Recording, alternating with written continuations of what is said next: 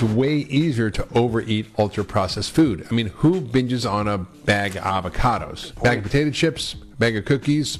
No problem, right? These are hedonic foods. They're high in sugar, salt, and fat. They're designed to make you overeat. They're designed to activate the addiction centers in your brain. And this is not an accident, my friends. If you want to read about this, read Salt, Sugar, and Fat by Michael Moss. He talks about the very pernicious way in which the food industry has actively created taste institutes where they hire craving experts to create, quote, the bliss point of food to create heavy users. I'm not making these terms up. This is literally their own internal corporate terms. Craving experts, taste institutes, bliss point of food, heavy users like addicts. They understand the biology of this and they are after it. What this does is when you eat ultra-processed food, it doesn't actually make you feel full, and it then makes you eat more. Mark Hyman, I absolutely love this guy. He's an OG, right, in the functional lifestyle space. What he's talking about is food as medicine. And I'm a huge believer. I'm a big proponent of treating food as medicine. And so what does that mean though? So in this video, it doesn't really say exactly what the plan would be for most people, because I get it, right? Like, so quick, life is so fast, that we're fast paced, we're moving, we're getting out the house, we have to work, we have obligations, and so we're grabbing these foods on the go. And if you stop and think about it, truthfully, it requires planning. It requires a lot of discipline. It requires meal prepping. So you've got to get to the supermarket, you've got to get those healthy foods, you've got to spend a half a day prepping for a whole week's worth of food, basically. But here's my take on it. It's similar to what medication would be like. If you're on a blood pressure medication or a blood thinner, you're going to make a plan if you leave the house or you're away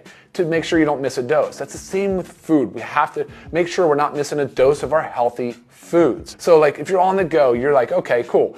I'm gonna bring a bag of mixed nuts with me. I'm gonna grab an orange, or, I'm just gonna have a protein bar. And, if you're talking about meals, and that's a separate conversation, but prepping and having that stuff with you and bringing it along with you, you'll laugh, but when I do that, because we do it a lot, Lisa and I, my wife, she'll prep a lot of food, but when I do that, people actually admire it. It's not like a weird thing at all. If you have your lunch bag, if you have your food with you, but ultimately he's spot on about eating this junk food. You're talking about hitting on the dopamine reward centers in the brain. He said addicts. That's kind of scary stuff to think that there's actual careers and professions being built in the food industry designed to fool our brains and us become addicted to ultra processed food. So we definitely need to get ahead of this. We need to put a stop to it.